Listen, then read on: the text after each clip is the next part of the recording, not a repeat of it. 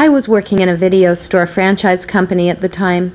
Before that, at LFP Publications, I had done a cover for one of their smaller men's magazines, plus many other modeling projects. I was a regular subscriber to Hollywood Reporter and Daily Variety, and that is where I saw an ad for models and actresses who could play softball. There was also a note about having a dance background as well. I called and went on an interview.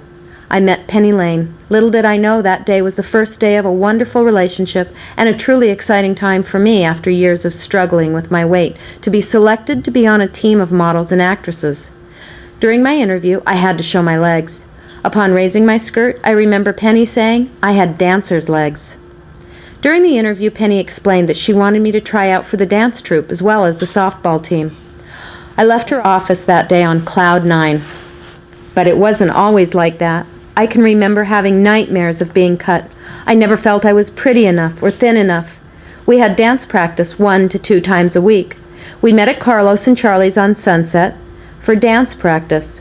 Our softball practices were in Hollywood and sometimes in Santa Monica areas at schools and parks. Our tours would include a fashion show, dance routine, and of course a softball game. We would play local police, firemen, and sometimes local radio or TV celebrities. Our games were usually held before minor league games. We also did fundraising games for Ronald McDonald House.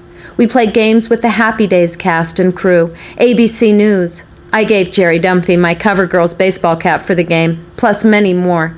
We were featured on Eye on LA and Eye on Hollywood. Andy was our team photographer. He made all of us look great on film. We toured all over the country, opening for minor league teams. We traveled by limo, by bus, and by air. When traveling, we wore matching outfits, not just our CoverGirl uniforms.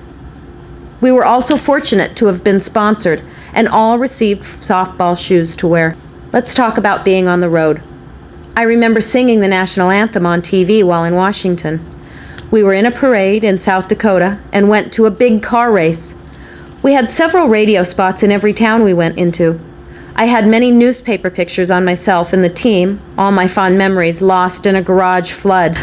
We were an all-girl team, but at some point we inherited Steve, our makeshift coach. I'm sure it was hard for him to travel with an all-female team.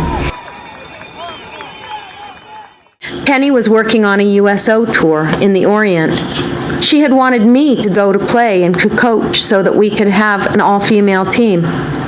I ended up pregnant shortly thereafter. I didn't stop being a cover girl. I acted as mascot until I could not fit into the cat costume anymore. And then I went to work with Penny to get the girls and the USO tour to become a reality. We had the small little office Penny on one side, me on the other, and after my daughter Jessica was born, we had her bassinet behind me. She had her first photo session with Andy, and her headshot was on the CoverGirl wall.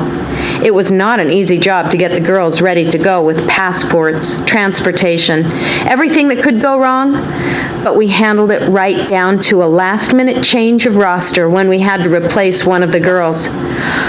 I remember calls from the girls sometimes not so happy about flying in a cargo plane or staying in a very restrictive military base, but they loved the trip overall and came home with fabulous stories and wonderful memories, as we all did after playing on the Hollywood CoverGirls team.